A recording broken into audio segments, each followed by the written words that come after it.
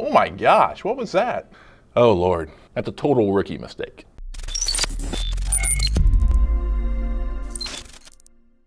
Welcome back to VideoZeus. On this channel, we help creators, educators, and marketers spend less time making more videos. If that sounds like the kind of stuff you're interested in, please consider clicking that subscribe button now. So I wanted to make a series of videos where I react to videos. Now, I do professional video editing for a living. I've grown a company. I've been doing this for about 10 years. I took it upon myself to join the largest video editing group on Facebook. It has 51,000 members. And so I wanted to find out how good these editors are, because as an editor myself, I'm always looking for inspiration. I always want to learn and do better. So I went in and made this post asking people to post their best edited video. And within about a week, I got 54 comments, and right now I'm gonna go through, I'm gonna watch those videos to help you and I figure out maybe why they made that edit in the first place, so we can learn from it, good or bad. So let's get started. First up, we have a video called Kapwing PRO. It's a car video. Let's see how it is.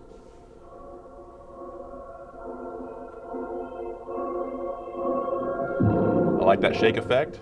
Kind of went with the music, that was nice. Ooh, that was cool. Kind of. Music's cool. Kind of sounds like a Drake song. It's building. What in the world?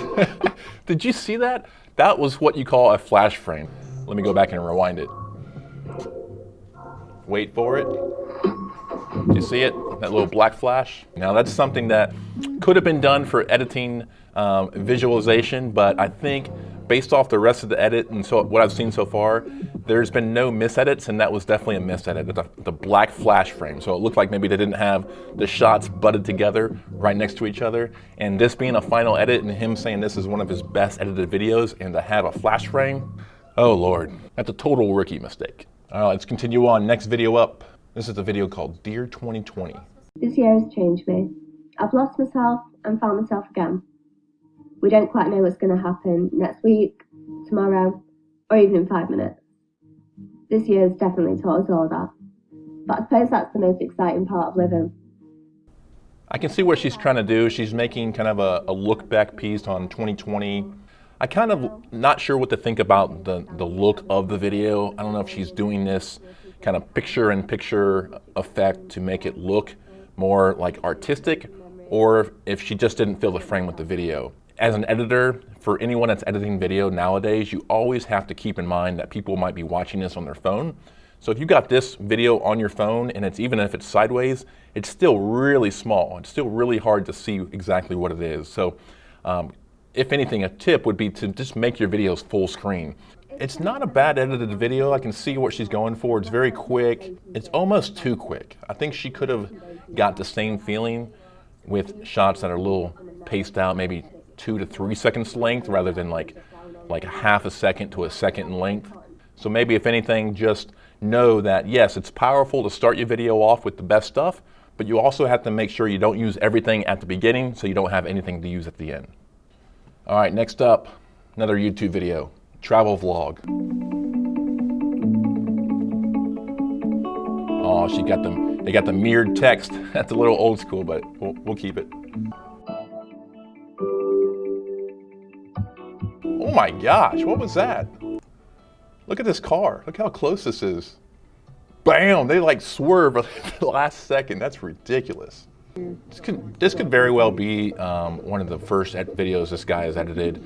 I like the style because it's like taking place as it happens, but too many shots where the camera's just kind of everywhere and panning around. I think as an editor, we have to choose which shots belong, and these could have easily been chopped up into separate shots and made more interesting. You know, you should be starting with your best stuff first. When this video first started, it started with a little scene and it said 2 days before. Like, as a travel vlog, as a viewer, I don't really care how long your trip was. All I want to see is the trip. And so you have to be selective about, like I said before, using your best stuff first and then having enough left over to continue telling the story in a very creative, sequential way. All right, carrying on. Let's go into our next video. Looks like a gossip kind of news variety video. I like the use of this because this certainly isn't their content, and following the YouTube fair use policy, they are manipulating the pictures and not keeping them up full frame for too long. So she's done well. If you're repurposing other people's copyrighted content, she's done well at making it her own. The video is well edited in terms of like, it keeps moving. Some of the shots are too quick.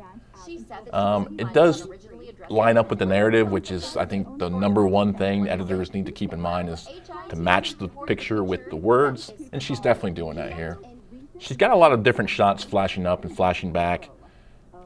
Again, I think she's trying to keep the pace up, and I get that, but then at about 2 minutes into an 8-minute video, she's starting to reuse the same shot she already used before. So what that tells me is she's running out of footage or trying to find more footage, or maybe she just forgot that she used it. But as an editor, you want to try and not use the same shot more than once, unless it's manipulated in a certain way. So you might use a shot, a full frame shot, and then use the same shot again, like this shot, which is like got 3 cells in there. So it kind of makes it look different.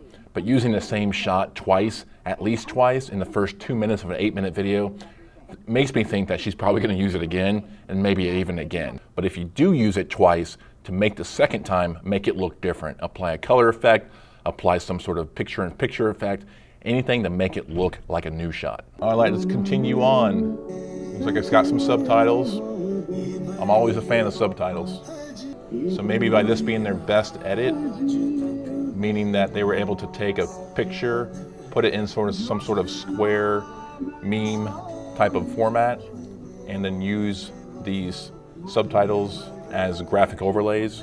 Like, I totally understand, and I was totally there at one point in time when I would have been proud of this edit too. So I can't like dog on her and be like, this is terrible, because it looks like maybe she's just learning, and certainly she's got a lot of different elements at play there. So I think that's a success. It's different if I see a well-edited video have mistakes in it.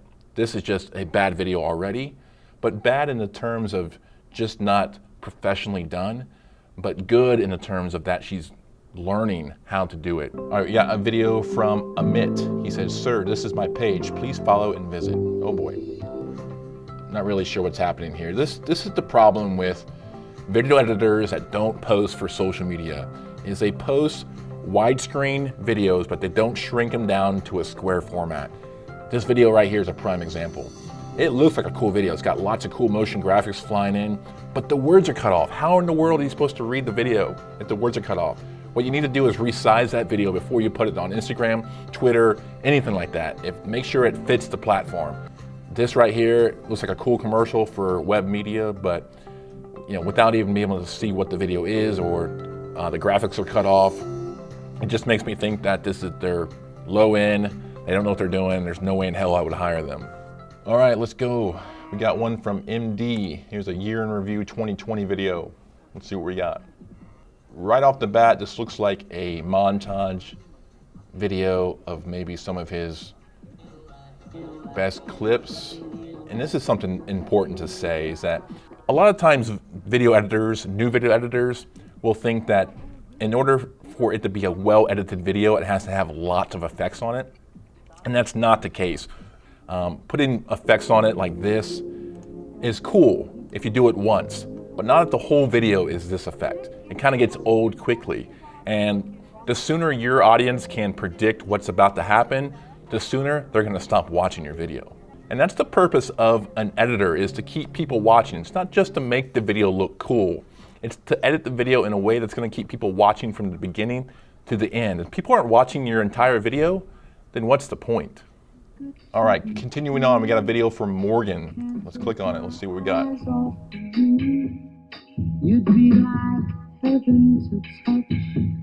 It's got some good music to it. It looks like one of these kind of montage photo slideshows is what I call them.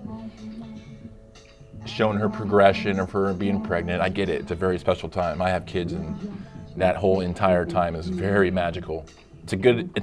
For what it is, it's perfectly edited. I think the foundation is there. You're making cuts. There's no flash frames like we saw in some of the other videos, and you figure out how to lay a music track under it without blocking out the video's audio altogether. So it's got a good mix. All right, here comes the chorus. Let's see if anything happens with the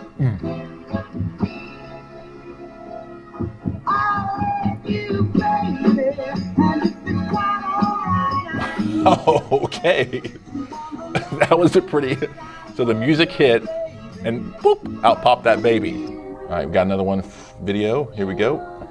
And this is a video he's using to promote his video editing services. Now, this is exactly what I would expect from someone who's trying to market their video editing services, is trying to make the video look as cool as possible. Now, this could be done because you want to show off your skills that you have and can make any video look like this, but it would not surprise me if every video he edits looks exactly like this. Now, you can trick people by doing the editing to make her look cooler than maybe she really is, but that's kind of a disservice to your video and to your client. All right, we're getting towards the end of the list here. We got 2 more videos. All right, this looks like a travel vlog. Let's give it a watch. I like those edits.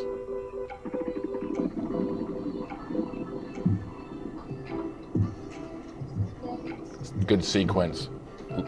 Close up of the board hitting the ground, wide shot of the board. Extreme wide shot. Road, driving, car, great sequencing. What I really like about this shot back here is that you see him skateboarding, and you can, this is a drone shot, so the drone's probably 25, 30 feet away from him, but he still used the sound of the skateboard hitting the ground from the previous shot. So he's got what they call natural sound in there, and it bleeds through in this clip, and it really helps bring the viewer back in to what's happening. It's a great edit. You hear that? From so far away, there's no way the drone could have picked up that sound. That was a nice edited sound in there. And it's not overly affected. It's just straight cuts. Now you can tell the footage has been colored, the music, the audio. The audio is really what brings you in. It's not just B-roll with music and no natural audio and ambient sound. It's got all of it. It's got the sound, it's got the waves hitting, it's got the skateboard on the road, it's got the birds chirping. That's the type of stuff that really brings people into the edit, rather than trying to make it go flash, flash, flash, this, that, this. This is just really nice, smooth editing. I'm gonna have to reach out to this guy and maybe see if he edits my videos. All right, moving on. Let's see what else we got.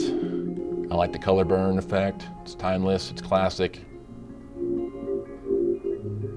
Love the color on the video. Cool shot, edited to the beat, it's neat. Yeah, not in love with that little shot, but we'll make it work. This is my favorite. Bam! See that? I love that look. Looks like that could have been done either in camera on the drone if they had it in FPV mode and it kind of like tilts, but it looks like they were done in editing.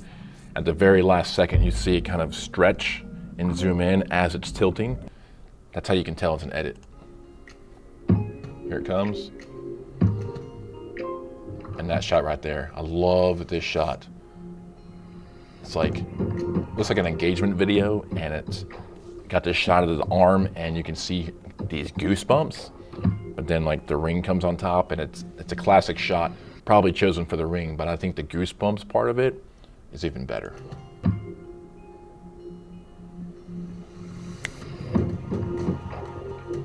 What is that? This is a prime example of a well-edited video destroyed by an affected video. Look at this thing. I love the look of it. The look is cool, but it's got this white line, and it's probably just how the videos are meeting together, or it looks like he's trying to stitch it together, and it's just not stitched clean enough. So it's like a hair off. I like what he's doing, and you can even see that line on the very far end right here. This is white line here, and that, I think that just destroys the edit, trying to do too much with it. And again, I'm being super picky, but you got to be picky when you're an editor. It's all about that first impression. So I hope I wasn't too harsh for the people watching the videos. I tried to critique them in a very professional but critical way, providing not only feedback on their edit, but helping you all as the audience understand why those edits were made and possibly what I liked and what I didn't like. Maybe you can take away something to make your edit a little better. If you're into video editing like I think you are, consider watching these videos next, especially the 101 video editing tips taken from my own professional experience editing videos for the past 15 years. Once again, thanks for watching VideoZeus, helping you spend less time making more videos.